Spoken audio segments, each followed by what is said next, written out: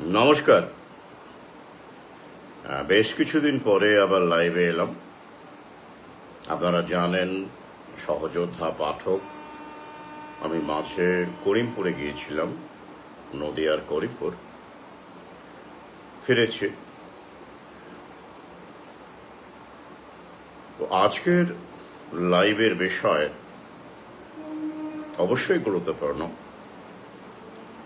শিক্ষায় PPP model, public private partnership, এ নিয়ে অনেকেই জানতে চাইছেন। লকডাউনের শুরুতেই এ বিষয়ে আমি বলেছিলাম, আশঙ্কায় বলুন বা প্রেডিকশনই বলুন, যেভাবেই বলুন না কেন, জানিয়েছিলাম। এবং এ বিষয়ে আমার প্রথম চ্যানেলে এই পিপিপি মডেল কিভাবে কার্যকর হবে সে বিষয়ে ভিডিও ছিল। সেই চ্যানেলটি নেই, তবে বর্তমান চ্যানেলেও বিভিন্ন আলোচনায় এ বিষয়টি উঠে এসেছে, আপনারা জানেন। এই লাইভ আচমকা এলাম, কোনো রকম ঘোষণা ছাড়াই। টাইম লাইনে থাকবে, ইউটিউবেও দেওয়া হবে, আপনারা সময় মতো দেখে নেবেন বা শুনে নেবেন। শিক্ষায় পিপিপি মডেলই এই লাইভের বিষয়, মূল বিষয়। তার আগে আমি আরো একবার জানাই, মার্জনা করবেন, আগামী 6 ডিসেম্বর কলেজ স্ট্রিট অঞ্চলের মহাবোধি সোসাইটি হলে আমরা মিলিত হতে চলেছি। মিলন আড্ডা, পাঠক, সহযোদ্ধা, শুভাকাঙ্ক্ষী, জানতে বুঝতে ইচ্ছুক সবাই স্বাগত। 3টে থেকে 6টা পর্যন্ত অনুষ্ঠান চলবে। সহযোদ্ধাদের জন্য, যারা দূর থেকে আসবেন তাদের জন্য রাতে থাকার ব্যবস্থা করা হয়েছে, ইতিমধ্যেই কথা হয়ে গেছে। তো আমি এ বিষয়ে আগে জানিয়েছি, ভিডিওতে জানিয়েছি, আবার এ বিষয়ে ভিডিও করব। গেল এই বিষয়টি। পাশাপাশি আরো একটি আবেদন রাখবো যে কলেজ স্ট্রিটের কফি হাউসের নিচে অ্যালাইড বুকস থেকে আমার বই সংগ্রহ করুন, সমৃদ্ধ হন, সচেতন হন এবং এই লড়াইয়ে, এই কর্মযজ্ঞে আমার পাথেয় হয়ে উঠুন। যারা এখনো বইপত্র সংগ্রহ করেননি বা করবেন ভাবছেন, তাদেরকে জানিয়ে দিয়েছি। আমার এই চ্যানেলেই বা ফেসবুকেই প্রাপ্তি স্থানের বিশদ বিবরণ আছে, অসুবিধে হলে মেসেজ করে জেনে নেবেন। এছাড়াও কুরিয়ারেও অনেকে বইপত্র নিয়ে থাকেন। অনুষ্ঠান ছিল, পুজো ছিল, স্বাভাবিকভাবেই এবার যারা আসবেন কলেজ স্ট্রিটে তাদের প্রতি এই আবেদন রাখলাম। সঙ্গে আরো একটি বড় আবেদন, প্রাকৃতিক চিকিৎসায় ফিরে আসুন। আগামী বড় ভয়ঙ্কর হতে চলেছে সাধারণ মানুষের কাছে, অবশ্যই, বিশেষ করে যারা এখনো ফার্মা লবির চিকিৎসার উপর নির্ভরশীল, এখনো বেরিয়ে আসতে পারেননি। কারণ কি, আমি আগেই বলেছি, আরো একবার বলি, বাড়িতে টবে হোক, মাটিতে হোক, গাছপালা লাগান, ঔষধি গাছ লাগান। সুস্থ থাকতে গেলে অত্যন্ত জরুরি। কারণ নাড্ডা মহাশয়, বিজেপির মহামহিম নাড্ডা, তিনি গর্বভরে ঘোষণা করেছেন যে মাত্র 11 বছরে মেডিকেল কলেজের সংখ্যা 819 থেকে 19-এ পৌঁছে গেছে 387 থেকে। কত গুণ বেড়েছে? 387 থেকে 819, প্রায় 1,30,000 সিট। বলাই বাহুল্য, সবই প্রাইভেটেই বেড়েছে, প্রাইভেট মেডিকেল কলেজ। এবং উনি আবার গর্বভরে দাঁড়িয়েছেন আগামী 5 বছরে আরো ৭৫,০০০ সিট অর্থাৎ 2 লাখ অতিক্রম করে যাবে এমবিবিএস এমডির আসন। কেন? গভীরে যান। প্যান্ডেমিক ট্রিটি, আমরা বলি প্ল্যান্ডেমিক ট্রিটি হয়ে গেছে। এবারে পুরো ফার্মা লবি তার ডাক্তার দিয়ে, স্বাস্থ্যকর্মী দিয়ে আমাদের ছেঁকে ধরবে, পালানোর পথ পাবেন না। তাই এখন এমবিবিএস আসন বাড়ানো হচ্ছে, প্রাইভেট কলেজের রাশি প্রাইভেট কলেজ হচ্ছে, বিলিয়নিয়াররা ইনভেস্ট করছেন, মুনাফার একটা বড় সুযোগ রয়েছে সেখানে। আর মহামারী অতিমারী মানেই স্বাস্থ্য, তথাকথিত আমাদের স্বাস্থ্যর ধার এবং বিপুল ফার্মা কোম্পানির মুনাফা এবং ডাক্তার নিয়োগ। সরকারি ক্ষেত্রে নয় অবশ্যই, ডাক্তারদের কত রকম কাজে লাগানো হবে দেখতে পাবেন আগামীতে। দুয়ারে এমবিবিএস। সরকারি হাসপাতালে তো আর ডাক্তার আগের মতো করে নিয়োগ হবে না, যেমন করে সরকারি স্কুলে শিক্ষক নিয়োগ হবে না, হলেও চুক্তিভিত্তিক হবে। তো এই অবস্থায় এত লক্ষ লক্ষ ডাক্তার উৎপাদন করবে, ওরা কি করবে? তাই সতর্ক থাকুন। প্রাইভেট মেডিকেল কলেজে অনেক ক্ষেত্রেই 1 কোটির কাছাকাছি বা কোটি ছাড়িয়ে যাওয়া ফিস দিয়ে যারা ডাক্তার হচ্ছেন, এমবিবিএস হচ্ছেন, এমডি হচ্ছেন, তাঁরা আগামীতে কিভাবে সেই টাকাটা তুলে আনবেন। অনেকে ব্যাংক লোন নিয়ে ডাক্তারি পড়ছেন, ঘটি বাটি বিক্রি করেও ডাক্তারি পড়ছেন, কারণ মধ্যবিত্ত, শিক্ষিত মধ্যবিত্তের মধ্যে শিক্ষক হওয়ার স্বপ্নটা মোটামুটি ভাবে গেছে, যা অবস্থা দেখতেই পাচ্ছেন। টপ লেভেলে কি ছিল, ডাক্তার হব, সেটা এখনো আছে, বাঁচিয়ে রাখা হয়েছে, কারণ প্যান্ডেমিক ট্রিটি হয়ে গেছে, দেশ হুইয়ের খপ্পরে চলে গেছে। ওয়ার্ল্ড হেলথ অর্গানাইজেশন, আমরা বলি ওয়ার্ল্ড হেলথ অর্গানাইজেশন, তার খপ্পরে চলে গেছে। তাই এখন ডাক্তারদের ওদেরকে লাগবে, বেশি বেশি করে লাগবে। কত মাইনে দেবে, কি দেবে, সেটা তো পরের গল্প, কিন্তু লাগবে। তাই এই মধ্যবিত্তের যে স্বপ্ন, আমার ছেলে ডাক্তার হবে, যেটা এতদিন সফল হতো না বিভিন্ন কারণে।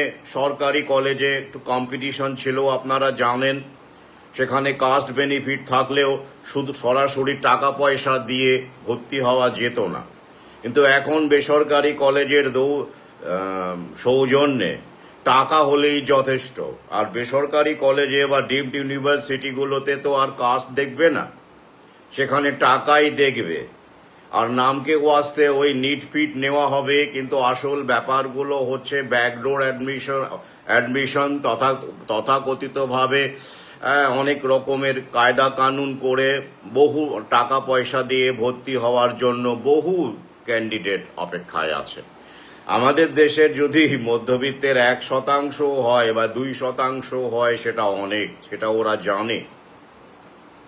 আর তাই এই মধ্যবিত্তের স্বপ্ন, আমার ছেলে আমার মেয়ে ডাক্তার হবে, সেইটাকে ওরা এখন ক্যাপিটালাইজ করতে থাকবে আরো বেশ কিছু দিন, যতদিন না পর্যন্ত এই ডাক্তারি বাবলটাও বার্স্ট করে। যেমন করে ওই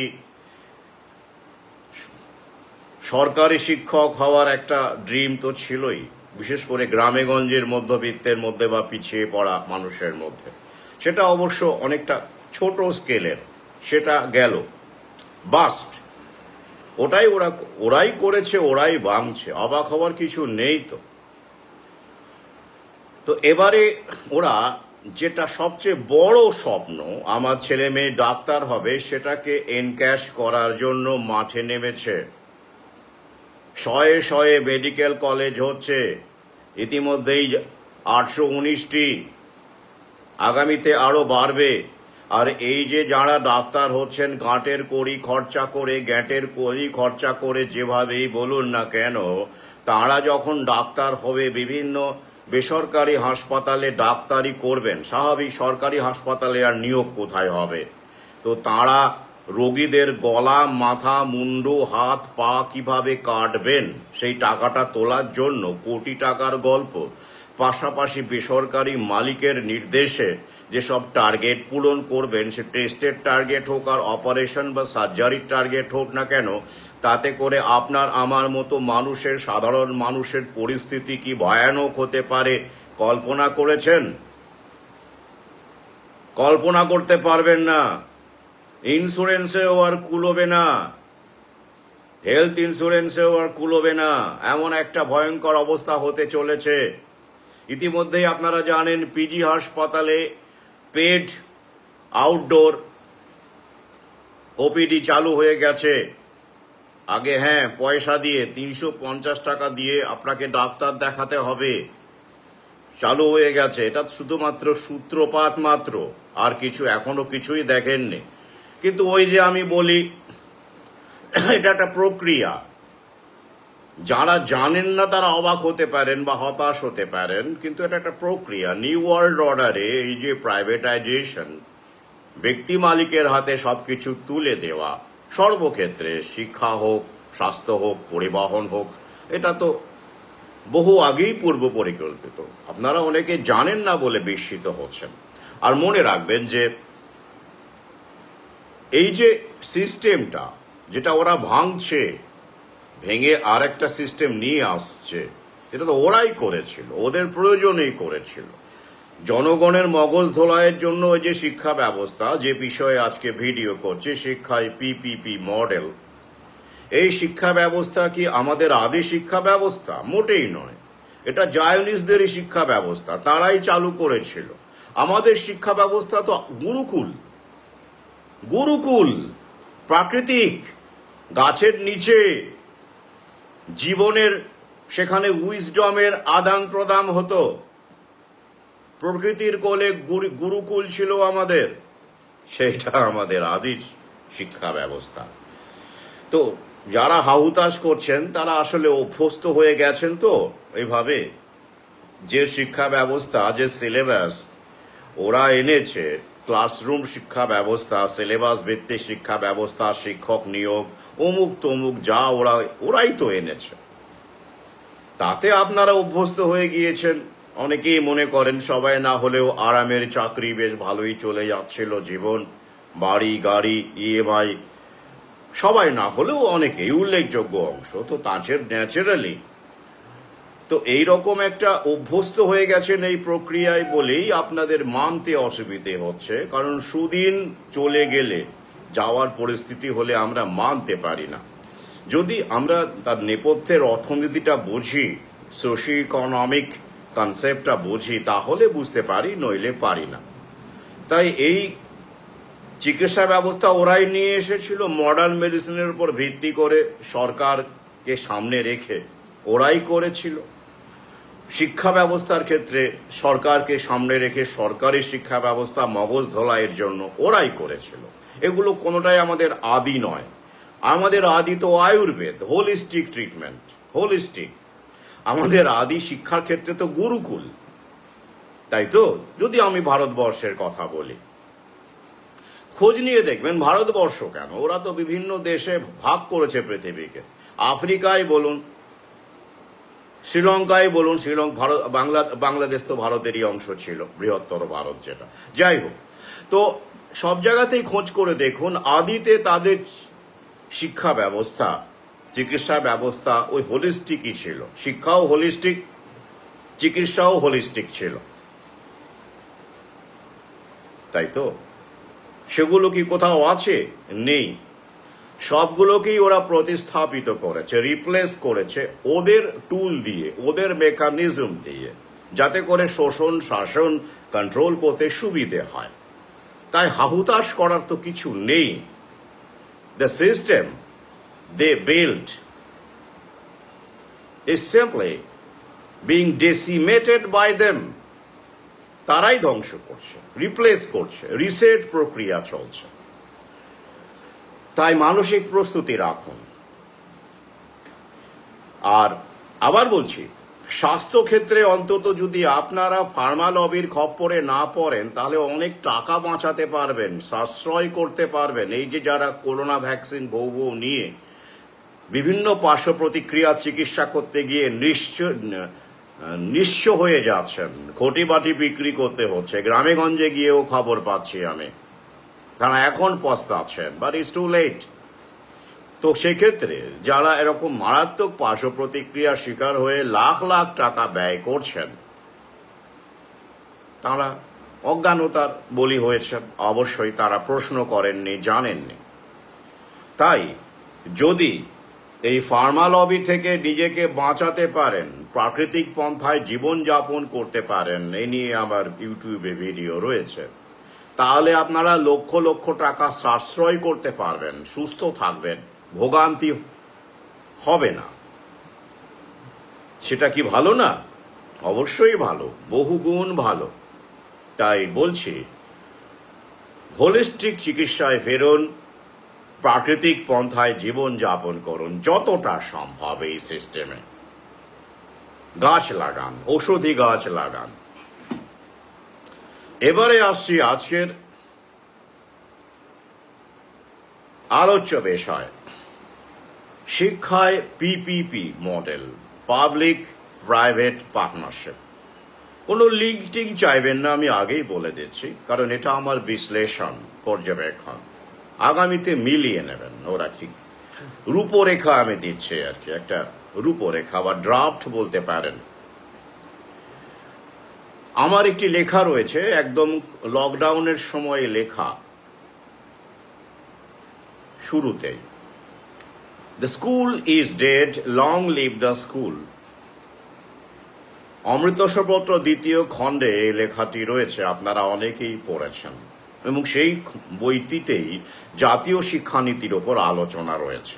এ দুটো রিলেট করলেই বুঝতে পারবেন এটা বহু আগেই ঠিক হয়ে আছে। আমি এ নিয়ে লিখেওছি, ওই school is dead, long live the school. সেই সময় যখন আমরা অনেকে খুশি মনে স্টে হোম স্টে সেভ করছিলেন, অনেকে বাধ্য হয়ে, অনেকে নয়, কেউ বাধ্য হয়ে স্টে হোম স্টে সেভ করছিলেন। সবাই তো আর প্যানিকগ্রস্ত হয়নি, বাধ্য হয়েছিলেন। অনেকে বেশ আরামে স্টে হোম স্টে সেভ করছিলেন, তাদের কথা আলাদা, কিন্তু করছিলেন। সেই সময় ওরা এগুলো গোটাচ্ছিল, পরিকল্পনাগুলো তৈরি করছিল, আমাদেরকে ঘরে ঢুকিয়ে দিয়ে। এ নিয়েও বহু বলেছি। আসুন, ওরা ঠিক কি চাইছে, এবং এই বিষয়টা পরিষ্কার হয়ে গেলেই এত শিক্ষক ছাঁটাই কেন হচ্ছে, আবার নতুন করে টেটে বসার গল্প কেন আসছে, আদৌ আবার নিয়োগ হবে কি না, কত নিয়োগ হবে, এই ইন সার্ভিস শিক্ষকদের টেটে কত শতাংশ পাস করবে বা করানো হবে, এগুলো সব পরিষ্কার হয়ে যাবে, জলের মতো পরিষ্কার হয়ে যাবে। মানসিক প্রস্তুতি নিতে পারবেন, হয় লড়াইয়ের পথে যেতে পারবেন, নয় মেনে নিতে হবে, বিকল্প জীবিকার সন্ধান করবেন, কোনো একটা তো করতেই হবে, ইদার ওয়ে, তাই নয় কি? আসুন, 1 নম্বর পিপিপি মডেলের যেটা রূপরেখা ভেতরে ভেতরে ঠিক হয়ে আছে, না ঘোষিত কর্মসূচি নয়, কিন্তু জল্পনা টল্পনা হয় মাঝে মধ্যে এদিক ওদিক, আপনারা হয়তো শুনে থাকতে পারেন, কিন্তু ঘোষিত কর্মসূচি নয়।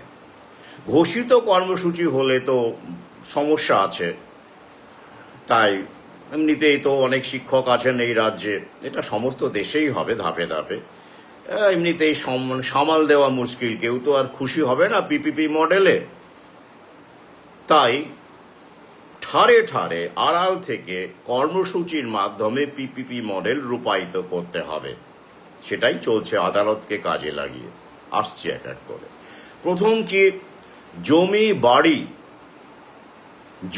বাড়ি ইনফ্রাস্ট্রাকচার সরকার দেবে। আর একবার শুনুন, জমি বাড়ি ইনফ্রাস্ট্রাকচার সরকার দেবে। কাকে দেবে? প্রাইভেট পার্টিকে দেবে। সে আদানি গ্রুপের কোনো স্টার্ট আপ হতে পারে, আম্বানি হতে পারে, যাই হোক না কেন, একটা স্কুল নিয়ে তো আর পিপিপি হবে না। ক্লাস্টার নিয়ে হবে, বহু স্কুল অঞ্চল ভিত্তিক হবে, হয়তো দেখা গেল গোটা রাজ্যটাই একজন নিয়ে নিল, ঠিক আছে, ব্যাপারটা এই রকম ভাবে হবে, একটা দুটো স্কুলে সব পোষাবে না। তাহলে কি হবে? ওই জন্য ক্লাস্টারের কথা উঠেছে। তাহলে জমি বাড়ি ইনফ্রাস্ট্রাকচার সরকার দেবে, প্রাইভেট পার্টিকে দেবে, তার বিনিময়ে প্রাইভেট পার্টি সরকারকে কিছু একটা দেবে, একটা অর্থ কিছু একটা, সেটা কি হবে সেটা প্রাইভেট পার্টির প্রোফাইলের ওপর, দাপটের ওপর এবং সরকারের সঙ্গে, বিশেষ করে রাজনৈতিক দলের সঙ্গে সেই বিলিয়নিয়ার বলুন মিলিয়নিয়ার বলুন, সেই প্রাইভেট পার্টির যে সম্পর্ক বা সুসম্পর্ক তার উপরে নির্ভর করবে। 1 নম্বর। 2 নম্বর কি, সেই স্কুল যেটা প্রাইভেট পার্টি গঠন করবে ইনফ্রাস্ট্রাকচারের ওপরে দাঁড়িয়ে, যেটা সরকার দেবে, সেই স্কুলে বাংলা মিডিয়াম হবে না ইংরেজি মিডিয়াম হবে সেটা সরকার ঠিক করবে না, সেই প্রাইভেট পার্টি ঠিক করবে। অর্থাৎ এই ইনফ্রাস্ট্রাকচারে সেই মহামহিম বিনিয়োগকারী তিনি বাংলা মাধ্যম স্কুল চালাবেন না ইংরেজি মাধ্যম স্কুল চালাবেন, তিনিই ঠিক করবেন। বেশ, বাহ, ভালো। এবার উত্তরটা দেখুন, কি মনে হয় বর্তমান আবহে এই মহামহিমরা যারা এই উদ্যোগ নেবেন সরকারের বদান্যতায়, তারা কি বাংলা মাধ্যম স্কুল চালু করবেন?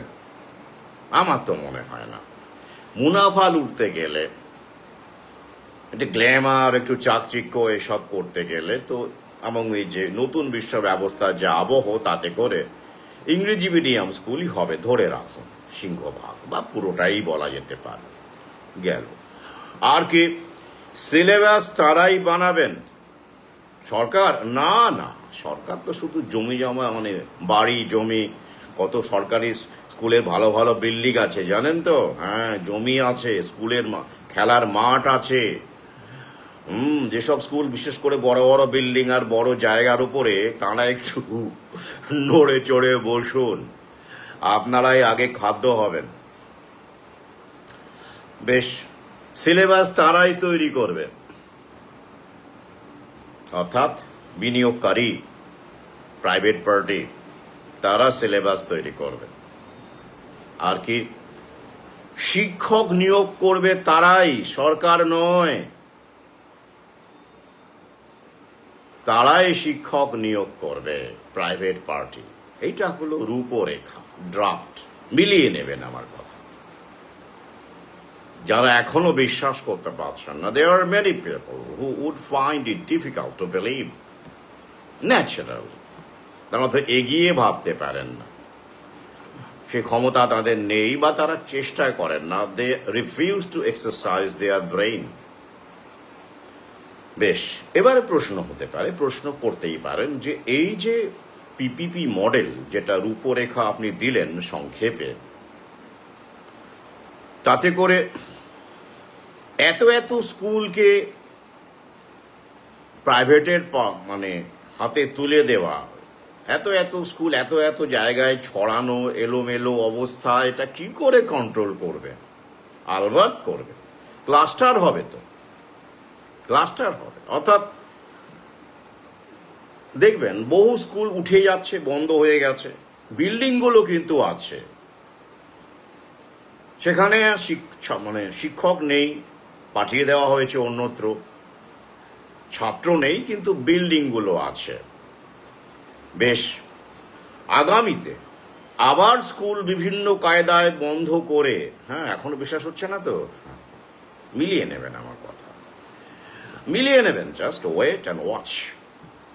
এখনো কিছুই দেখেননি, বন্ধ করে, পঠন পাঠন বন্ধ করে, বিভিন্ন রকমের পরিস্থিতি পরিবেশ তৈরি করে আবার ডেঙ্গু আসছে। ওরে বাবা, ডেঙ্গুর মশা একজনকে কামড়ে আরেকজনকে যদি পড়ুয়াকে কামড়ায় তাহলে তো গেল।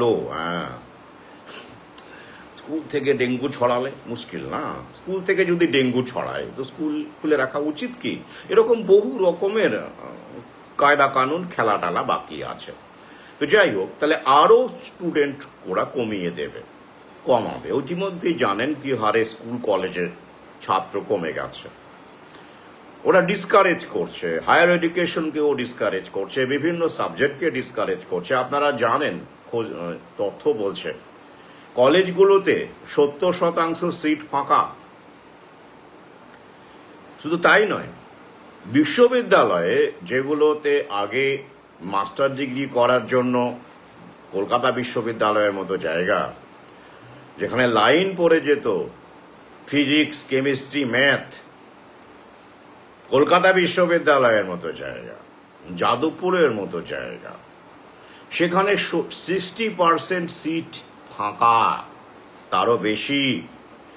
ম্যাথের মতো বিষয়ে কোথাও একজন ভর্তি হয়েছে, কোথাও ফাঁকা। অর্থাৎ পিওর সায়েন্সের প্রতি আগ্রহ আর নেই, কারণ জীবিকা দেবে না তো। একটা সময় আপনার ম্যাথে এমএসসি করলে, ফিজিক্সে এমএসসি করলে অন্তত স্কুলের চাকরি একটা আশা করা যেতে পারত, বা কলেজের চাকরি আশা করা যেতে পারত ভালো রেজাল্ট করলে, যদি পিএইচডি করা যেত। পিএইচডি ছাড়া যদি এমএসসি বিএড করা যেত তো স্কুলে চাকরি অনেকেই তো আমরা জানি করছেন, অনেক শিক্ষক মহাশয় এমএসসি বিএড করেন। সেটা কোথায়? নেই। আচ্ছা, আর পিএইচডি করতে গেলে আগে সরকার থেকে গ্র্যান্ট হতো, তাই তো? গ্র্যান্ট পাওয়া যেত, ভালোই চলে যেত, পড়াশোনা করা যেত, ভালো টাকা পাওয়া যেত মাসে মাসে। ইউজিসি গ্র্যান্ট বলুন, যেভাবেই বলুন না কেন, স্কলারশিপ বলুন না কেন, পাওয়া যেত। সেটা বন্ধ হয়ে গেছে, খোঁজ নিয়ে দেখুন, আর নেই। একমাত্র টপ লেভেলের কিছু কিছু জায়গায় এখনো চালু আছে। পিএইচডি করতে গেলে একটা অর্থ, যে 30,000, 35,000, 40,000 যাই হোক না কেন, যেটা আইএসআই হতে পারে, আইএসআই এর মতো জায়গা আছে, ইনস্টিটিউট অফ ম্যাথমেটিক্যাল সায়েন্সেস, এরকম কিছু টপ লেভেলের জায়গা রয়েছে যেখানে এখনো চালু আছে। বুঝছে? Top level. মাঝের গুলো সব বন্ধ করে দিয়েছে। সে বাংলায় পিএইচডি করুন আর ম্যাথে পিএইচডি করুন, কোথায়? তাহলে পিএইচডিতেও কোনো কিছু নেই। আচ্ছা, তাহলে কেন ভর্তি হবে? এটা তো প্ল্যানফুলি করা। ওই যে বললাম না, ফান্ডিংটাই আসল, অর্থনীতি আসল। ওটা যদি প্যাট্রোনাইজ না করে সরকার আসলে কাদের? প্রভুদের সরকার, জায়নিস্টদের সরকার। তাহলে কি করে সেগুলো থাকবে? উঠে যাবে, আস্তে আস্তে ড্রাই আউট হয়ে যাবে। এবারে তাহলে কি দাঁড়াবে? এইরকম বহু স্কুল যেগুলো বন্ধ হয়ে গেছে কোনো কোনো এলাকায়, সেইখানকার শিক্ষক মহাশয় এবং যেসব পড়ুয়া এদিক ওদিক ছড়িয়ে ছিটিয়ে বেঁচে পড়তে থাকবে, তাদেরকে নিয়ে ক্লাস্টার গঠন করা হবে। অর্থাৎ হয়তো কোনো এলাকায় এরকম 50টা স্কুল আছে, সেইখানকার পড়ুয়া মিলে, সব পড়ুয়া মিলে দেখা গেল মাত্র হয়তো 1000, 2-3 হলো, তাদের নিয়ে একটা ক্লাস্টার হলো। সেই ক্লাস্টারগুলো প্রাইভেট পিপিপি মডেলে চলে যাবে। একটা দুটো স্কুল করে তো পোষাবে না, ঠিক আছে? ক্লাস্টার হবে। এটা বহু আগেই আলোচনা করেছি আমরা। বেশ, এবার প্রশ্ন করতে পারেন যে এই যে পিপিপি মডেলে, তাহলে তো তারা ফিজ তৈরি করবে, আর ফিজ স্ট্রাকচার তারা বানাবে, প্রাইভেট পার্টি বানাবে, তো স্বাভাবিক সেটা তো আর 100-200 টাকা হবে না, 1000 টাকা হবে। নাহলে লাভ হবে কি করে? প্রশ্ন করতেই পারেন। তাহলে সেই ক্ষেত্রে দরিদ্র ঘরের ছেলে মেয়েরা এখনো যারা সরকারি স্কুলে পড়েন, মিড ডে মিলের জন্য অনেকেই এখনো পড়তে আসে, প্রাইমারি স্কুলে বলুন, মিডল স্কুলে বলুন, পড়তে আসে, তারা কোথায় যাবে? এইসব দরিদ্র সন্তান, তারা কি সেখানে পড়াশোনা করতে পারবে এইসব পিপিপি মডেলের স্কুলে? সেটাও ভাবা হয়ে গেছে। এ নিয়ে আমি আগেও বলেছি, কি ভাবতে পারে। আবার বলছি লিঙ্ক চাইবেন না, এটা করবে ওরা। এই যে দেখবেন প্রতিটি গ্রামে গঞ্জের আধার নিয়ে নেওয়া হয়েছে, অ্যাকাউন্ট খোলানো হয়েছে লক্ষ্মীর ভাণ্ডারের কারণে, বিভিন্ন কারণে। এটা যেমন টোটাল কন্ট্রোলের কাজ করছে, তেমনই আরো বিভিন্ন কাজে লাগানো হবে। এই যেমন ধরুন যেসব ছেলে মেয়ে গরিব তাদেরকে অ্যাপ্লাই করতে হবে স্কুলের কাছে যে আমরা পড়তে চাইছি কিন্তু আমাদের অবস্থা এই। তো অঞ্চল প্রধানের সার্টিফিকেট বা সংশ্লিষ্ট কর্তৃপক্ষের সার্টিফিকেট জমা টমা করতে হবে। করার পরে স্কুল কর্তৃপক্ষ তদন্ত করে দেখবে যে হ্যাঁ নিডি, তাহলে কি হবে, সরকারকে তারা জানাবে যে হ্যাঁ আমাদের স্কুলে এতগুলো 20-25 জন রয়েছে, 25 জন রয়েছে যারা নিডি, তারা পড়তে চাইছে। সরকার বলল কোনো সমস্যা নেই, তাদের ডিটেল আধার ডিটেলস পাঠিয়ে দিন, অন্যান্য ডিটেলস আমরা তাদের অ্যাকাউন্টে টাকা দিয়ে দেব, জানাবো, এবং সেই টাকা তাদের অ্যাকাউন্টে দেব বলতে সরাসরি আপনাদের অ্যাকাউন্ট স্কুলের অ্যাকাউন্টেই দিয়ে দেব। তাদেরকে জানানো হবে যে অ্যাকাউন্টে এই টাকাটা স্কুল বাবদ দেওয়া হলো, তাদের ডিটেলসটা আমাদের দিন। কি বুঝলেন? অর্থাৎ সরকার টাকা দেবে, এই তথ্য ভেরিফাই করে টাকা দেবে, কিন্তু টাকাটা যাবে এই স্কুলগুলোর ফান্ডে। যেমন করে মিড ডে মিলের ফান্ড আসে না, ওরকম ভাবে ওই দুস্থ পড়ুয়াদের ফান্ডটা এই পিপিপি মডেলের স্কুলগুলোতে সরকার ডাইরেক্ট ঢুকিয়ে দেবে। হ্যাঁ, সরকার কি ভূমিকায় থাকলো? কেয়ারটেকারের ভূমিকায় থাকলো। তো ওই টাকাটা কাদের টাকা? যেটা সরকার দিচ্ছে, জনগণের টাকা, আপনার আমার ট্যাক্সের টাকা। যেভাবে ভ্যাকসিন খাতে ওরা খরচা করেছে আমাদের টাকা, বিল গেটসকে দিয়েছে, পুনাওয়ালাকে দিয়েছে, সেরাম ইনস্টিটিউটের পুনাওয়ালাকে দিয়েছে, একই রকম ভাবে এটা এইসব প্রাইভেট পার্টির অ্যাকাউন্টে টাকাগুলো ঢুকে যাবে। তাহলে দরিদ্র ঘরের অভিভাবকরা তারা খুশি হবেন কি হবেন না? আলবাত খুশি হবেন। ঝাঁ ঝকঝকে স্মার্ট স্কুলে তাদের সন্তানরা পড়বে, ইংলিশ মিডিয়াম স্কুলে পড়বে, সরকার তাদেরকে টাকা দিচ্ছে, অন্তত কিছুদিন তো দেবেই, পুরো তারপরের দিকে তো সব আপাতত তো খুশি রাখতে হবে, যাতে করে বিক্ষোভ টিক্ষোভ না হয়, জানেন তো, এটা করতে হবে। তো এটা করবে ওরা, একটা ব্যালেন্স রাখবার জন্য করবে। এতে করে অভিভাবকরা খুশি হবে কি হবে না বলুন দেখি?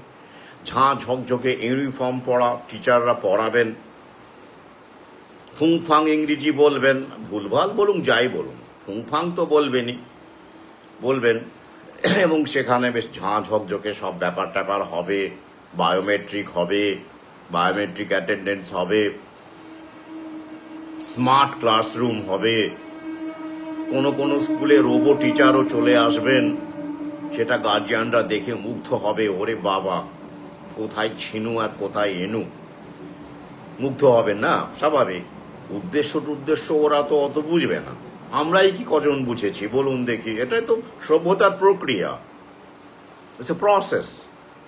তো সুতরাং চলবে, ভালোই চলবে। অর্থাৎ মাছের তেলে মাছ ভাজার প্রক্রিয়া চলবে। বেশ, একটা গেল এই দিক, তাহলে ওই দিকটাও সমাধান হয়ে গেল। এবার প্রশ্ন করতে পারেন যে বেশ তো হোক।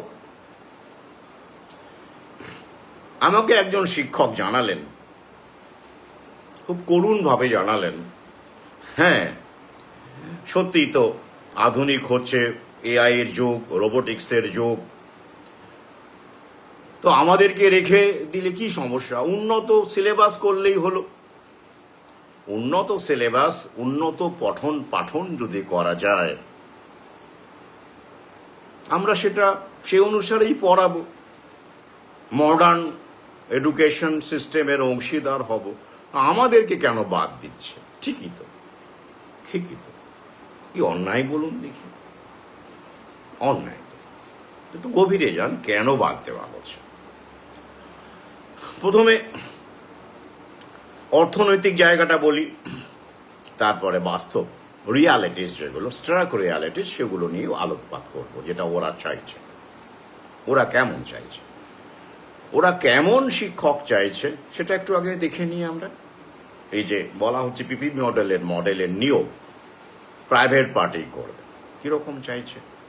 স্মার্ট, একটু ইংরেজি বলবে, ফুং ফাং শ্রাক করবে, চলন বলনে স্মার্টনেস, ডিজিটাল, একটু ডিজিটাল, এই যে প্রধানমন্ত্রী দেখবেন যে বিভিন্ন স্কিম আছে, digital India scheme, prime ministers digital scheme, বিভিন্ন রকমের স্কিম বেরিয়ে গেছে। সেখানে প্রায় 1 কোটি যুবককে, জেনারেশন জেড তারা ধরে রাখুন আর কি, জেনারেশন জেড, ওই 1997 থেকে 2012 মধ্যে যারা জন্মেছে, জেনারেশন জেড, তাদেরকে তালিম দেওয়া, ইন্টার্নশিপের ব্যাপার হচ্ছে, ফ্রি ইন্টার্নশিপ। দেখবেন মাঝে মাঝে অ্যাড বেরোয়, সেদিনও আবার একটা অ্যাড দেখলাম, 1 লক্ষ 2 লক্ষ এরকম করে করে ওরা নিচ্ছে। বিভিন্ন প্রতিষ্ঠানে তাদেরকে এক্সপোজার দেওয়া, ক্লাউড কম্পিউটিং থেকে শুরু করে, গ্রিন এনার্জি থেকে শুরু করে, এডুকেশন, এআই, রোবোটিক্স, বিভিন্ন রকমের যে স্টার্ট আপ কোম্পানিগুলো বা যেসব কোম্পানি, বড় বড় কোম্পানিগুলো অলরেডি হয়ে গেছে, সেইখানে যে রেলিভেন্ট নিউ ওয়ার্ল্ড অর্ডারের যে দিকগুলো আছে,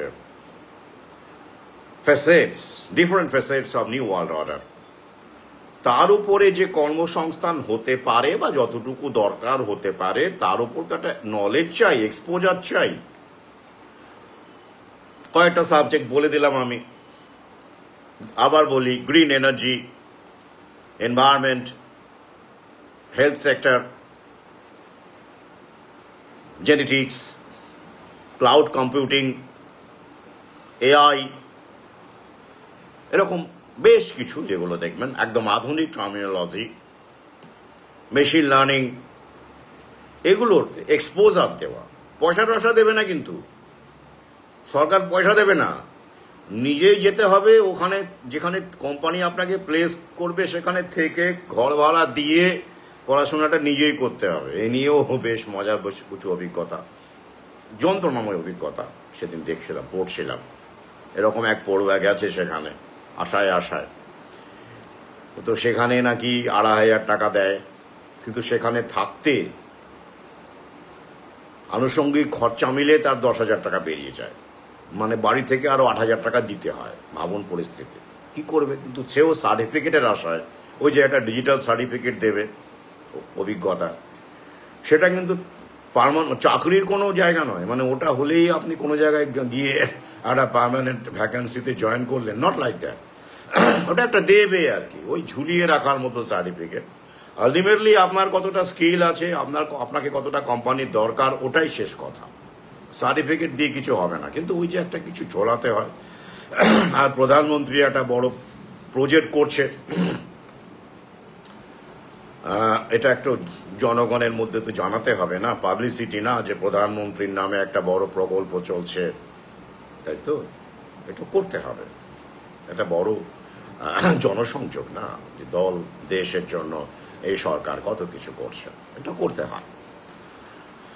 তো এই যে জেনারেশন জেড, ডিজিটাল যারা, টপ টু বটম ডিজিটাল, ইন্টারনেটের জামানায় যারা বড় হয়েছে, তো তেমন ইউথ ওদের দরকার। কর্পোরেট সেক্টর এমন যুবক যুবতীদেরকেই এবার প্রাধান্য দেবে নিয়োগের ক্ষেত্রে। কেন? তারা কি সত্যিই খুব বেশি স্মার্ট, দারুণ বোঝে? তাই এই কারণে ওটা একটা ফ্যাক্টর। অবশ্যই এই দিক থেকে দেখতে গেলে এআই এর ব্যাপারে সে জানা আগ্রহ, রোবোটিক্স বলুন, ক্লাউড কম্পিউটিং বলুন, এগুলো ন্যাচারালি 50-60 বছর, 40 বছর, বা যারা ইতিমধ্যে মাস্টার ডিগ্রি করে বসে আছেন বা পিএইচডি করে বসে আছেন, তাদের এই বয়সে আবার নতুন করে শিখে কাজে লাগা একটু সমস্যা বটে। এই অ্যাঙ্গেলে দেখতে গেলে অবশ্যই তারা তো এগিয়ে থাকবেন, এবং এমনটাই দরকার, নিয়োগকর্তারা এমনটাই চাইবে। কিন্তু এটাই কি সব? না, মাইনে এদেরকে পকেট খরচা দিলে এরা খুশি মনে কাজ করবে, কারণ পরিবার টরিবারের গল্প এখন নেই। 10,000 টাকা, 50-60,000 টাকা দিয়ে রাখতে হবে না, দরকারই নেই। 1,010 টাকা, 1,015 টাকা দিলেই তারা খুশি। তারা ওই যে স্মার্ট জামা কাপড় পরে, ব্লুটুথ লাগিয়ে, ব্যাচ ঝুলিয়ে তারা কর্পোরেট অফিসে যাবে, এটাই তো আনন্দ তাদের কাছে। স্মার্ট যখন বুঝবে যে কি হয়ে গেল জীবনটা, তখন তো যা এক্সপ্লয়টেশন কোম্পানি করেই নেবে তাদের কাছ থেকে, তখন আর বুঝে কি হবে, ইটস টু লেট। তখন আবার নতুন জেনারেশনকে, পরের জেনারেশন জেডকে তারা আবার সেখানে বসাবে। এগুলো তো চুক্তিভিত্তিক, হায়ার অ্যান্ড ফায়ার, শুষে নাও, এক্সপ্লয়েট করে নাও।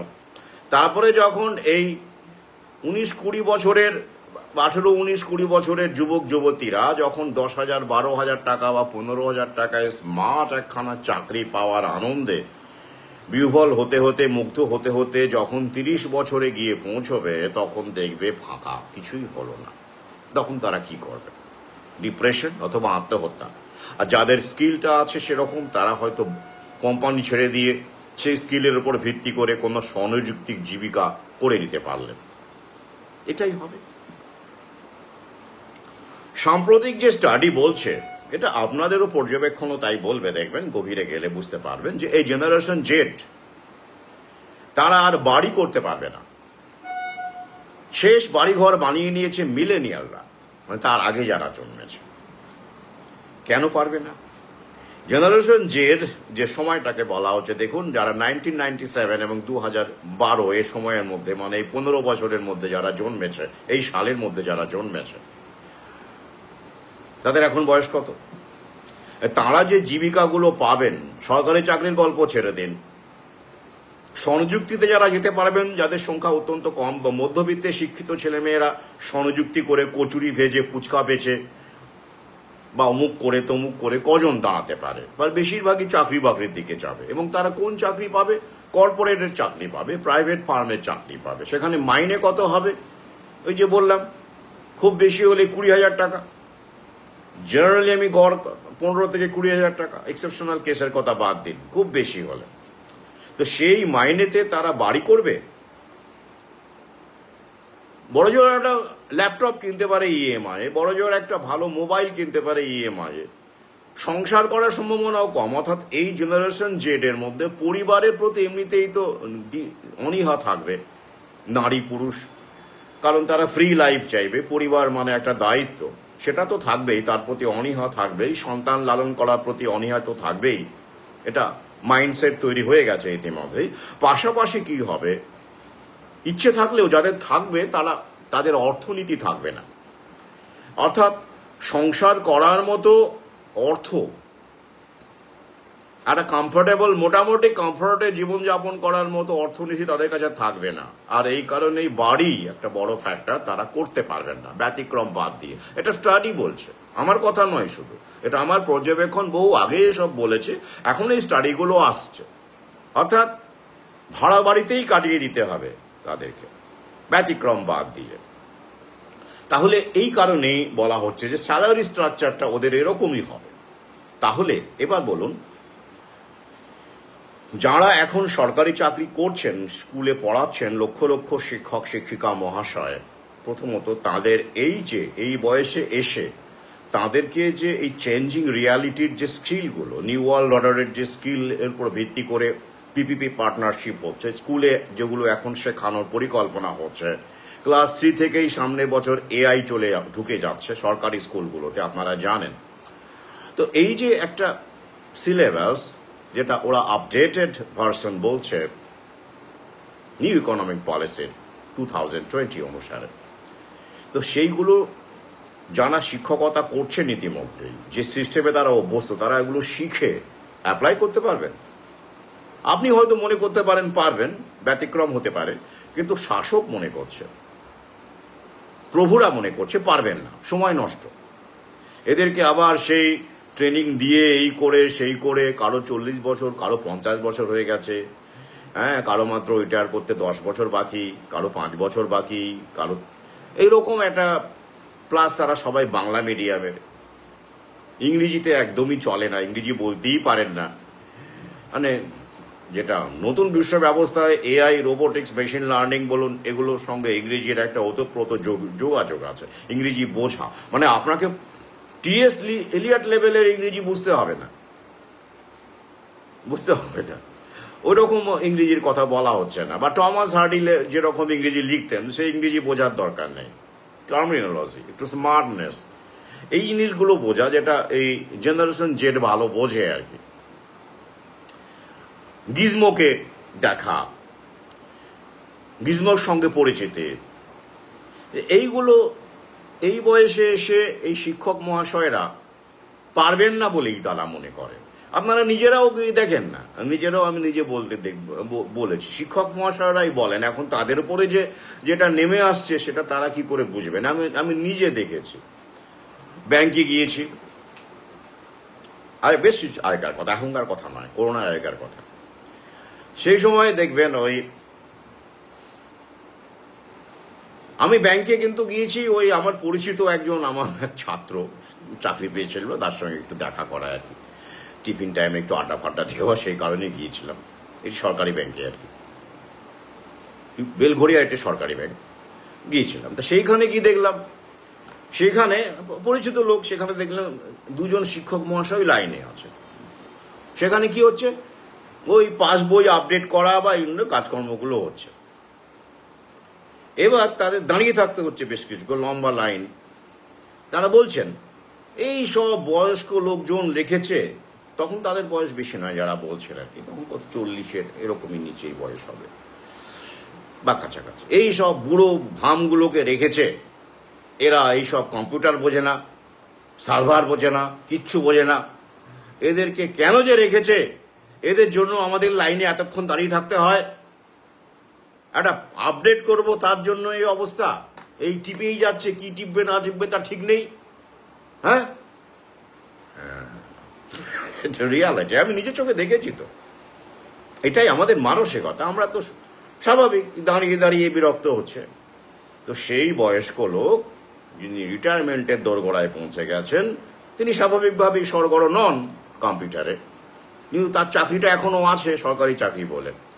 তো এবার ভুক্তভোগী জনতার অংশ হয়ে সেই শিক্ষক মহাশয়রা দুজন ছিলেন পরিচিত, তারা নিজেদের মধ্যে কথোপকথন করছেন, সেটা নিশ্চয়ই ওনার কানেও পৌঁছচ্ছে এবং সেটা শুনিয়েই বলা হচ্ছে। তো না, তো এখন কি মনে হচ্ছে,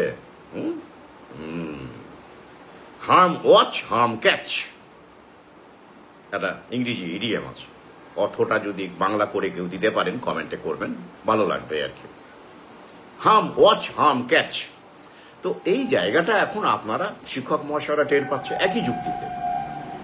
আপনারা লাইনে দাঁড়িয়ে যখন ভেবেছিলেন, সবাই ভাবেননি, যারা একটু ভাবেন সমব্যথী তারা তো সেরকম মানুষ তো আমাদের সমাজে কম, ব্যতিক্রম হলেও আছেন এমন মানুষ, কিন্তু তার বেশিরভাগই তো এই গড়পড়তা মানুষ।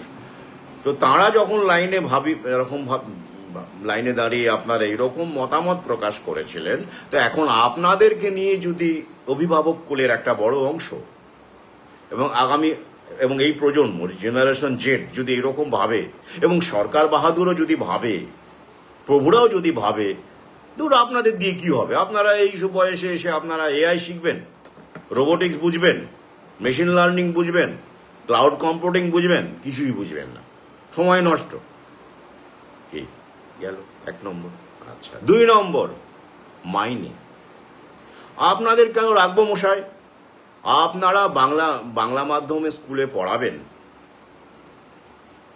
বাংলা, আপনারা তো ইংরেজি বলতে পারেন না 2-1 বাদ দিয়ে, তো অ আ ক খ শেখাবেন, 30-40 হাজার টাকা 50 হাজার টাকা মাইনে দেবো কেন? কি জন্য দেব? ওই কাজটাই তো 10,000-এ করে দেবে।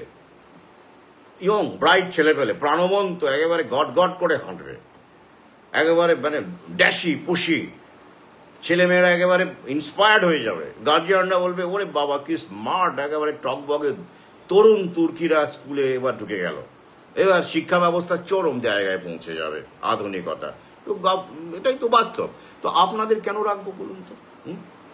আপনারা ইতিহাস পড়াবেন, যেটা এখন একটা ডেড সাবজেক্ট। আপনারা পলিটিক্যাল সায়েন্স পড়াবেন, অমুক পড়াবেন, তমুক বাংলা পড়াবেন, ইংরেজি সাহিত্য পড়াবেন, ডেড সাবজেক্ট। কি হবে পড়িয়ে?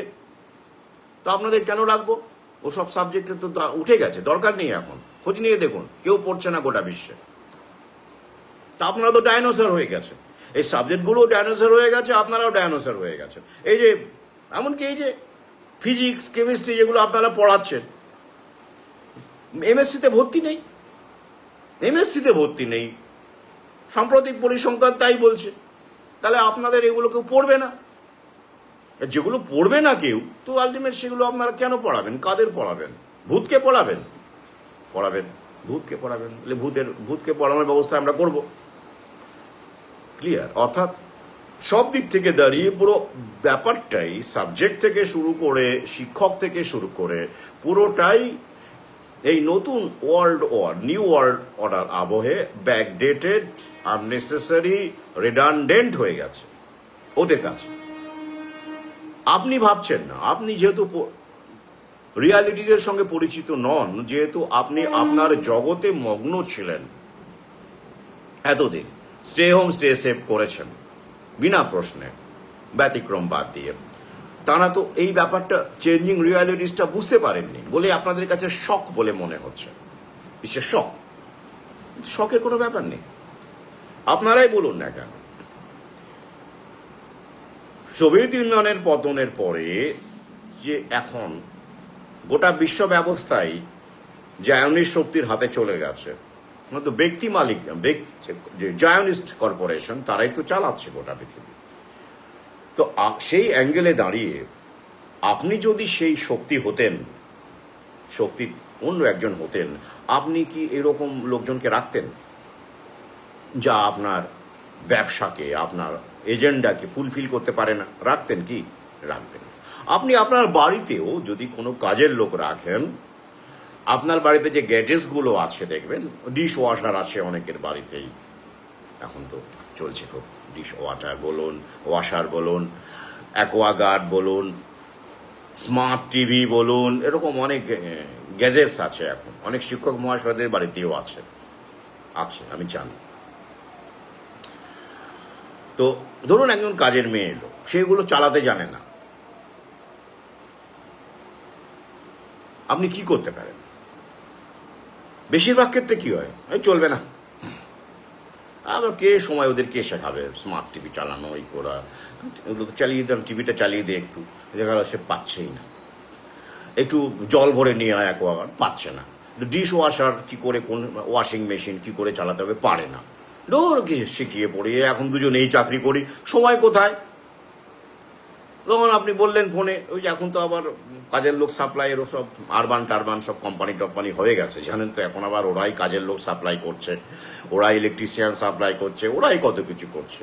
তো আপনি আপনার রিকোয়ারমেন্টস বলে দিলেন যে এরকম লোক চাই, বা হয়তো যার মাধ্যমে আপনি লোক চাইছেন তাকে বলে দিলেন যে এরকম একটা লোক চাই যে এগুলো পারে, ব্যাস পেয়ে গেলেন। তাই তো, ব্যাপারটা এইরকমই। তো আপনি এইরকম একটা জায়নিস্ট কর্পোরেশনের অধীনে একটা সিস্টেম, সরকারি শিক্ষা, সেখানে আপনি চাকরি করছিলেন। করতে করতে করতে করতে করতে করতে দেখা ওরা দেখতে পেল যে আপনাকে দিয়ে আর হবে না। তো কি করবে? আসুন এবার কি করবে আলোচনা করি। এবার ওরা দেখলো যে হ্যাঁ, সবই ঠিক আছে, বাড়ি, জমি, ইনফ্রাস্ট্রাকচার সব দিয়ে দেওয়া যাবে। গ্রামেগঞ্জে এখনো অনেক প্রাইভেট ইংলিশ মিডিয়াম স্কুলও হয়েছে, সেখানেও ভালো ছেলেমেয়েরা, মানে বাবা মা খরচ করছে, অর্থাৎ একটা সংখ্যক মানুষের হাতে টাকা আছে, সেটাই যথেষ্ট। আর বাকি তো সরকার পুষিয়ে দেবে, গরিব দুঃখী বলে অসুবিধে কি আছে, করা যেতেই পারে। কিন্তু সমস্যা কোথায়? এই শিক্ষক মহাশয়রা লক্ষ লক্ষ, এদের মাইনে, কারো কারো মাইনে 1 লাখেরও উপর। কি পড়ান? ইতিহাস। মেনে নেওয়া যায়? গা কসকস করে না? ইতিহাস পড়াবে, বাংলা পড়াবে, এগুলো চলেই না এখন। সেগুলোর জন্য 1 লাখ টাকা মাইনে। কি করা যায়? এইবার সেই প্রাইভেট পার্টি বা সরকারের যে ভেতরে পলিসি কি করা হলো বুদ্ধিশুদ্ধি করে, এই যে শিক্ষক মহাশয়, এদেরকে তো কি করা যায় বলুন তো? এবার তো প্রাইভেট ফার্মের মতো ছাঁটাই করা যাবে না।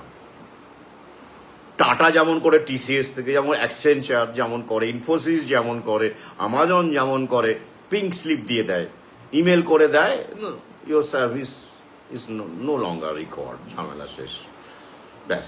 এই তো 2-3 মাসের মাইনে দিয়ে দিল, মিটে গেল। কিন্তু এখানে তো করা যাবে না, বাবা সরকারি চাকরি না, সমস্যা। তাহলে কি করতে হবে? ওরা বুদ্ধিশুদ্ধি করে প্ল্যান করলো। কি প্ল্যান করলো? সরকারি শিক্ষকেরা খুব আইন মানে,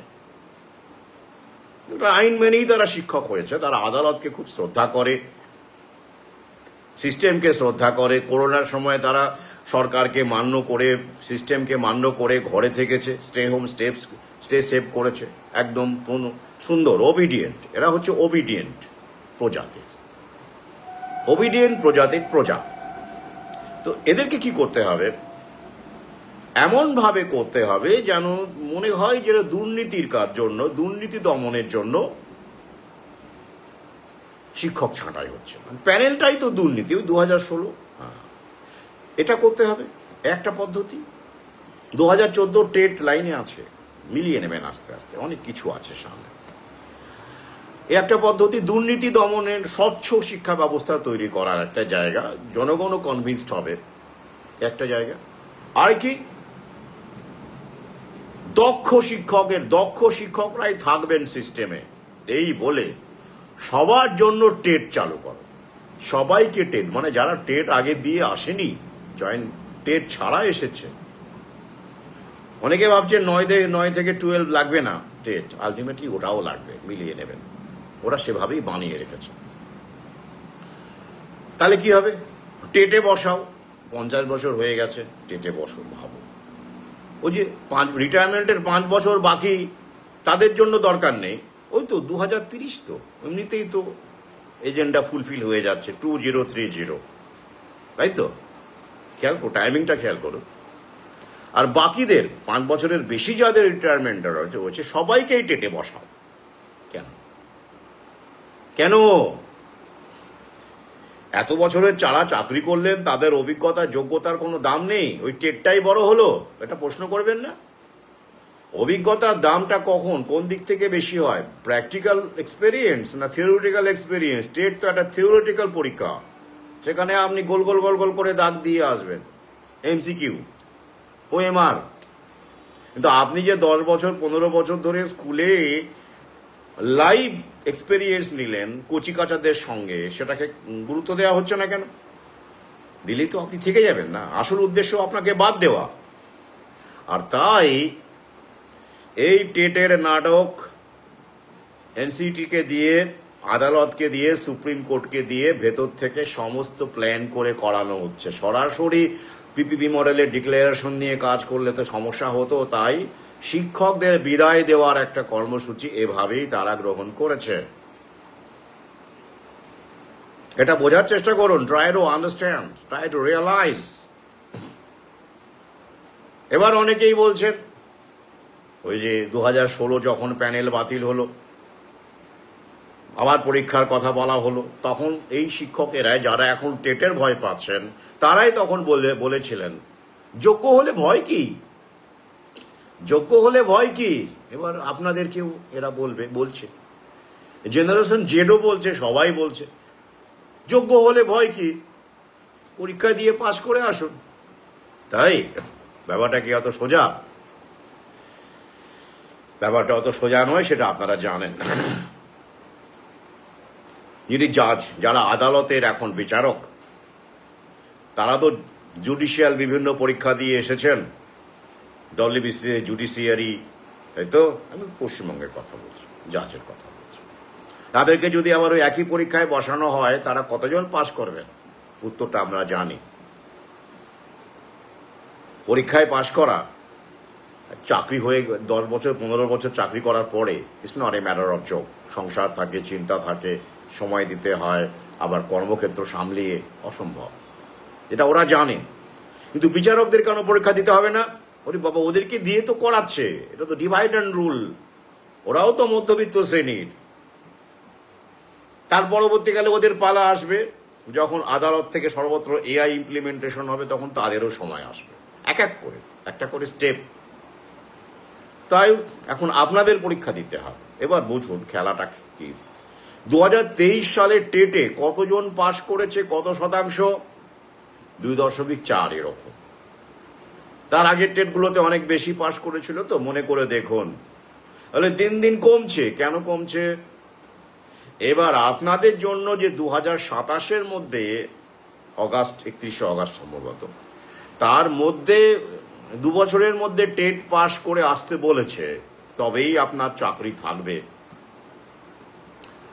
তাতে সেই টেটে কত পার্সেন্ট পাস করবে বলে মনে হয়, করানো হবে বলে মনে হয়? একটু প্রশ্ন করুন।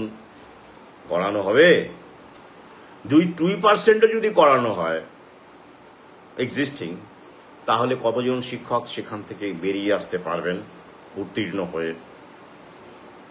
তাই তো, খেলাটা খুব ইন্টারেস্টিং, কিন্তু উদ্দেশ্যটা বোঝার চেষ্টা করুন।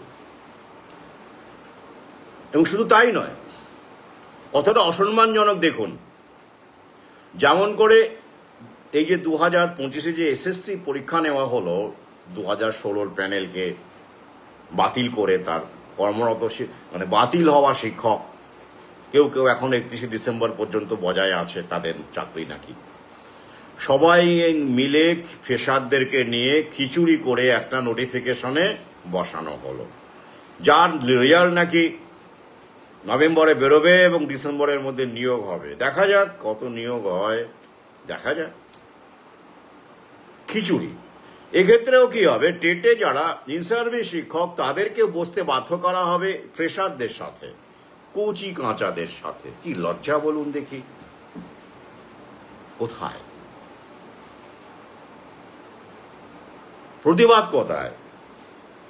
ওই যে ওরা জানে শিক্ষক সমাজ মধ্যবিত্ত, শিক্ষিত মধ্যবিত্ত শ্রেণীর ভীতু মানুষ, তারা মানতে মানতে মানুষ, মান আর হুঁশের নয় মানুষ নয়, মানতে মানতে মানুষ, তারা মেনে নেবে। তাই কোনো প্রতিবাদ নেই। অন্ধ্রপ্রদেশ স্টেট নোটিফিকেশন বের করে দিয়েছে, আপনারা জানেন। তামিলনাড়ু, এরকম সব রাজ্য এক এক করে, আমাদের রাজ্যও বেরোবে। ওই রিভিউ টিভিউ, লোক দেখানো নাটক ও কিছু হবে না, এটা চলবে। এটা একেবারে নির্ধারিত নীতি। এভাবে শিক্ষকদেরকে পার্জ করতে হবে সিস্টেমকে। পিপিপি মডেল লাগু করতে গেলে এই শিক্ষক 1 লাখ টাকার শিক্ষক, 50,000 টাকার শিক্ষক রাখা যাবে না, তাতে লাভজনক হবে না। তো কি করে লাভজনক হবে? তাই একদিকে দুর্নীতির নাটক, দুর্নীতি আর কোন দপ্তরে নেই, শুধু শিক্ষা দপ্তরেই আছে। তাই তো মনে হয় পড়ার খবর টবর থেকে যত দুর্নীতি সব শিক্ষকরাই করছেন, আর অন্য কোনো দপ্তরে দুর্নীতি নেই। সেখানে পার্জিং হচ্ছে, নেই, দরকার নেই, ওখানে এত লোক নেই তো। আর তোদেরকে দিয়ে এখনো কাজ চালানো যাচ্ছে, সরকারের প্রশাসন চলছে, তাদেরকে দরকার এখনো আছে। আর সেগুলো পিপিপি মডেল লাভজনক নয়। মিউনিসিপ্যালিটি থেকে মিউনিসিপ্যালিটিতে প্রচুর দুর্নীতি হয়, প্রচুর ঘুষ দিয়ে মিউনিসিপ্যালিটিতে চাকরি হয়, আপনারা অনেকেই জানেন। আরো অনেক ডিপার্টমেন্টে হয়, সবাই আমি বলছি না, কিন্তু হয়, পুলিশেও হয়। কিন্তু ওইসব জায়গায় কেন এসব এখনো চলবে? স্কুলের মতো করে ছাঁটাই পর্ব নেই, কারণ ওদেরকে দরকার, পুলিশকে এখনো দরকার, মিউনিসিপ্যালিটির কর্মচারীদের এখনো দরকার, কিন্তু শিক্ষকদের আর দরকার নেই। কারণ এটা পিপিপি মডেল হয়ে যাবে।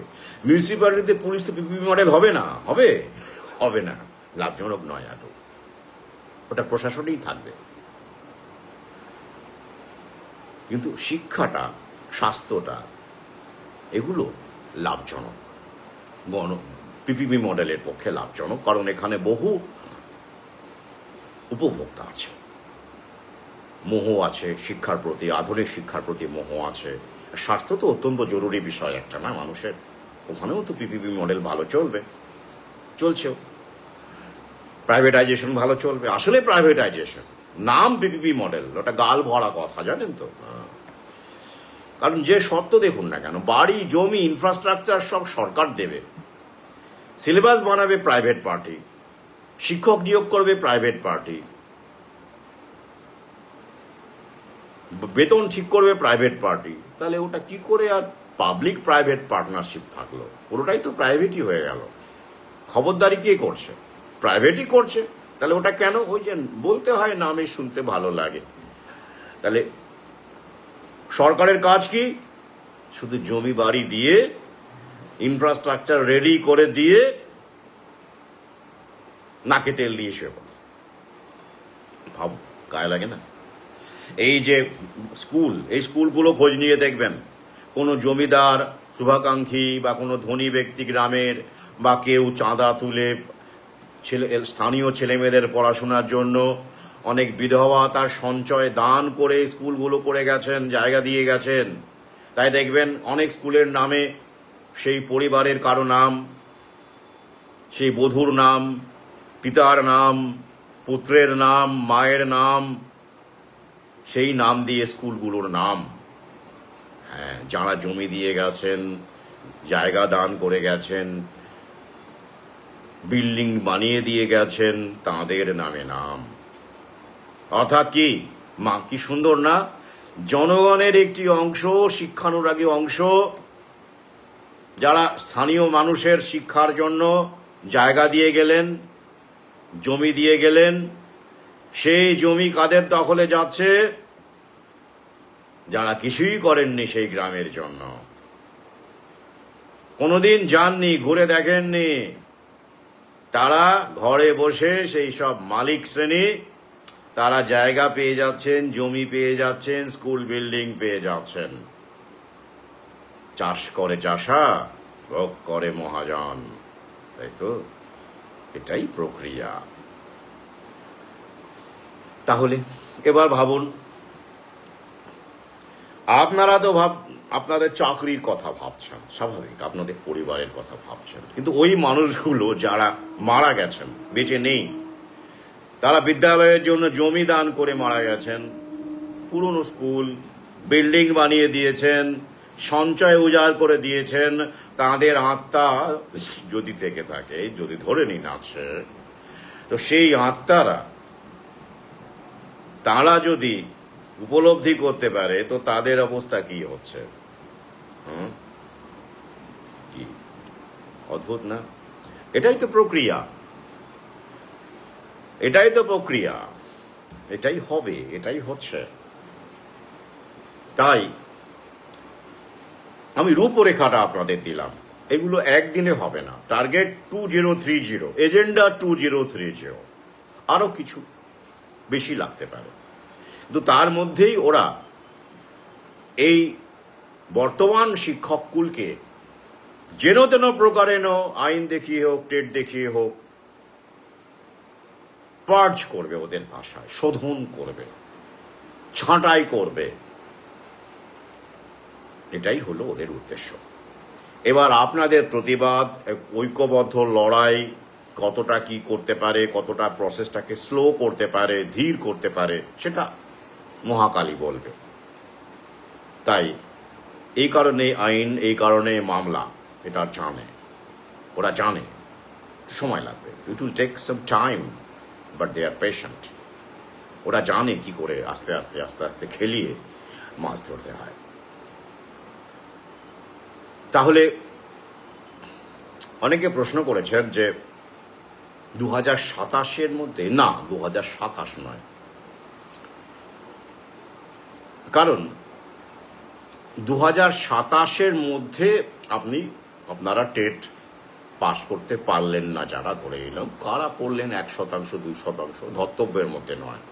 আর এবারে ওরা কত সব কম পাস করাবে সেটা দেখে নেবেন। আচ্ছা, তারপরে কি হবে? সঙ্গে সঙ্গে ছাঁটাই? না না না, সেখানে আবার মামলা আছে, আবার অনেক কিছু আছে, প্রসেস আছে, আইন আউট প্রসেস আছে। আপনি অবসরের জন্য আবেদন করবেন, তার একটা সময় লাগবে। হ্যাঁ, বিভিন্ন রকমের জন্য ধরে রাখুন আরো 2-3 বছর তো লাগবেই, 2 বছর তো লাগবেই, অর্থাৎ 2029, ওই যে 30, একদম খাপে খাপ করে সাজানো আছে। সুপ্রিম কোর্ট সেভাবেই ভার্ডিক্টটা দিয়েছে, সেভাবেই দিয়েছে যে এনসিটি 2017-তেই করে রেখেছে। তার আগেকার টেট তো তার আগে থেকেই জানেন নিশ্চয়ই, 2012 থেকে তো একদম সাজানো আছে, পর পর পর পর পর পর 2012 টেট চালু হলো। আচ্ছা, 5 বছর পরে 2017, তাই না? এনসিটি রেজলিউশন, একদম টেট দিতেই হবে। তো এইভাবে ওরা সাজিয়ে রেখেছে। আরো একজন প্রশ্ন করেছিলেন যে বাধ্যতামূলক অবসর হলে অবসরকালীন সুযোগ সুবিধে সরকার দেবে তো? সন্দেহ কার করে দেখা যাচ্ছে। সন্দেহ অমূলক নয়। কেন নয়? দেখুন, প্রথমত যখন, আমি বলছি না এমন হবে, আমি চাই সবাই সুযোগ সুবিধে পান, পরিবার বাঁচুক, এটাই মানবিকতা, সবাই চাইবেন। কিন্তু ওই যে শিক্ষকদের মধ্যে আবার কত ভাগ। সেদিনে একটা খবর পড়ছিলাম, জানি না কতটা সত্যি, মিডিয়ার চালবাজিও হতে পারে। এই 2016 যে চাকরি চলে গেল কোন স্কুলে, দু তিনজনের চাকরি চলে গিয়েছিল, সেই আনন্দে নাকি আগেকার শিক্ষক যারা আগে নিযুক্ত হয়েছেন তারা নাকি কেক কাটছিলেন। ভাবুন, বিশ্বাসযোগ্য? মিডিয়া অবশ্য এগুলো করে, ডিভাইড রুলের খেলা। কিন্তু এটাও ঠিক যে এতটা না হলেও এই ফেসবুকে, এই শিক্ষক গ্রুপে আমি শিক্ষকদের আচরণ দেখেছি। ওই যে কারণে আমি এটি পোস্ট মাঝে মাঝে দিয়ে থাকি, কাকের মাংস না খেলেও শিক্ষকের মাংস তৃপ্তি করে খান। এটা আমি নিজের চোখে দেখেছি সেটা। তাই এই খবরটা বাড়াবাড়ি হলেও মানসিকতাটা কিন্তু আছে, এখনো আছে। তারা সবসময় ভাবে আমি তো ঠিক আছি, আমার ঘরে তো আঙুল লাগেনি, অন্যের ঘরে আঙুল লাগলে দূর থেকে দেখতে ভালোই লাগে, বেশ দারুণ লাগে, ভিডিও করা যায়। কিন্তু আগুনটা সবার ঘরেই লাগবে, আমি বহু আগেই বলেছিলাম, সেটাই লেগেছে। তো যাই হোক, এবার দেখুন, আপনি ধরুন 10 বছর ধরে শিক্ষকতা করছেন, 10-12 বছর ধরে বা 15 বছর ধরে শিক্ষকতা করছেন, আপনার টেট নেই। বেশ, আপনি টেটে বসলেন, কাদের সঙ্গে বসলেন? আপনার জন্য আলাদা করে টেট হচ্ছে না, খেয়াল রাখবেন। আপনি তখন ফ্রেশার হয়ে বসলেন, কিন্তু রিমেম্বার দ্যাট, আপনি কিন্তু সেখানে ফ্রেশার। তাদের সঙ্গেই বসলেন। এই যে 2016 বাতিল প্যানেলের শিক্ষক যারা আবার ফ্রেশারদের সঙ্গেই পরীক্ষায় বসতে বাধ্য হলো, তাদের কথায় কথায় বলছি, যদি 2-1 নিয়োগও হয়, তারা কি কন্টিনিউশন পাবেন চাকরির? কি মনে হয়? বলতো তো প্যানেলটাই বাতিল, তাহলে কি করে? তারা তো বাতিল মানে পুরোটাই দুর্নীতির কারণে বাতিল, তাহলে কি করে তারা কন্টিনিউশন পাবেন না? যুক্তি অনুসারে তাই হয়। দিলে মানবিকতার গল্প, তার মানবিকতা নিয়ে এখন যত কম বলা যায় তত ভালো, ওরা যা করছে। তাই মানবিকতার গল্পটা দূরে সরিয়ে রেখে প্র্যাকটিক্যাল ব্যাপারটা ভাবুন। এবার আপনি যখন টেটে বসছেন ফ্রেশারদের সঙ্গে, আপনি সেখানে ফ্রেশার, কারণ আপনি শিক্ষক হিসেবে যোগ্য নন, আর যোগ্য নন, অফিসিয়ালি যোগ্য নন, আপনার টেট নেই, টেট পাস সার্টিফিকেট নেই, তাই আপনাকে টেটে বসতে হচ্ছে। তো তার মানে আপনি যোগ্য প্রমাণ করার জন্য, নিজেকে যোগ্য প্রমাণ করবার জন্য আপনি টেটে বসছেন, ফ্রেশারদের সঙ্গে বসছেন। এবার আপনি ফেল করলেন, না মানে আপনি অযোগ্য। তাহলে এইবার আপনি এতদিন যে চাকরি করলেন, সেটা আপনি অযোগ্য হিসেবে চাকরি করেছেন। তার বেনিফিট, রিটায়ারমেন্ট বেনিফিটস আপনি পাওয়ার যোগ্য টেকনিক্যালি। এটা অবশ্যই প্রতিপক্ষ বিবেচনা করবেন, অবশ্যই। মানবিকতার জায়গা আছে, যুক্তির জায়গাও একেবারে নেই তা নয়, কারণ সেই সময় তো টেট ছিল না। কিন্তু প্রশ্ন হলো যে টেট না থাকতে পারে, কিন্তু আপনি শিক্ষক হিসেবে এতদিন পড়ালেন, এত অভিজ্ঞতা অর্জন করলেন, তাহলে একটা সামান্য মামুলি টেট পাশ করতে পারলেন না? কিরকম শিক্ষক আপনি? মিডিয়া এটা কিন্তু হাইলাইট করবে, মিডিয়া তৈরি আছে, ফান্ডেড মিডিয়া তৈরি আছে। এই অবস্থাতে দাঁড়িয়ে আপনি তখন কি করবেন? আবেদন করবেন রিটায়ারমেন্ট বেনিফিটসের জন্য। আবেদন করার কথা কিন্তু বলা আছে। এবার আবেদন করার পরে আপনি কতদিন পরে এগুলো পাবেন, আপনার যা প্রাপ্য, পিএফ বলুন, পেনশন বলুন, এই বলুন, সেই বলুন, যা প্রাপ্য আপনার আছে, সেটা নিয়ে কিন্তু একটা প্রশ্ন চিহ্ন রয়ে যাবে। কারণ এত শিক্ষককে যখন বাধ্যতামূলক অবসরে পাঠানো হবে, সেই ক্ষেত্রে গো স্লো নীতিটাই স্বাভাবিক।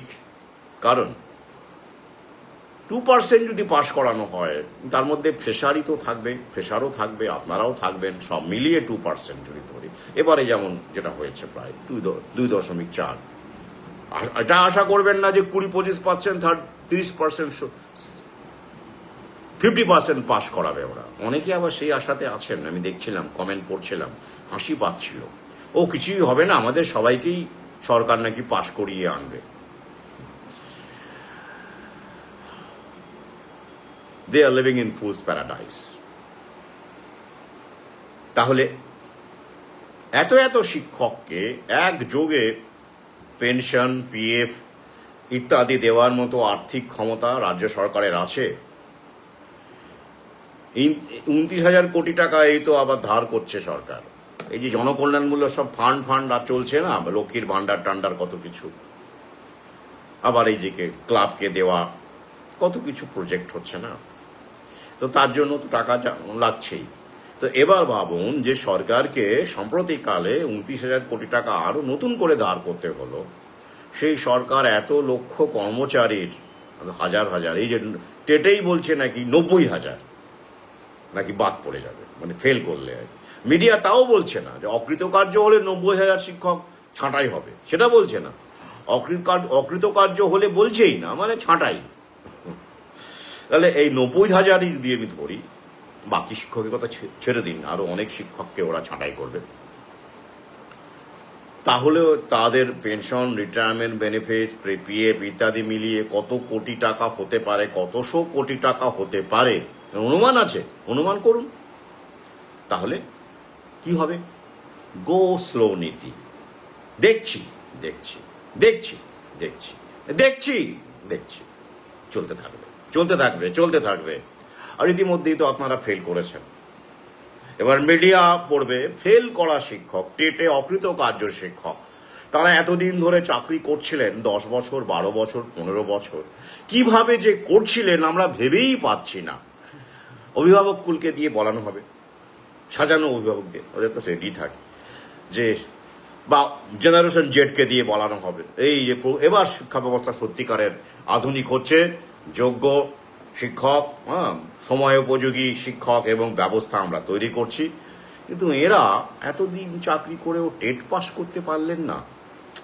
এরা আবার রিটায়ারমেন্ট বেনিফিটসের জন্য এত সরগর করছেন, আওয়াজ তুলছেন। এই লজ্জা টজ্জা থাকা উচিত। মিডিয়াকে দিয়ে বলানো হবে, তারপর অপেক্ষা অপেক্ষা অপেক্ষা অপেক্ষা। কেউ কেউ অবশ্যই পাবেন, কিন্তু সবাই পেতে গেলে কত বছর লাগতে পারে, এবং সরকারের মহানুভবতা, বদান্যতা, কোন জায়গায় গেলে সবাই পাবেন ঠিকঠাক, সেটাও কি ভাবার নেই? অবশ্যই আছে। তাই আমি বারবার বলেছি, এটা একটা যুদ্ধ, তৃতীয় বিশ্বযুদ্ধ। কোলাটেরাল ড্যামেজ অনিবার্য, সেটা হচ্ছে।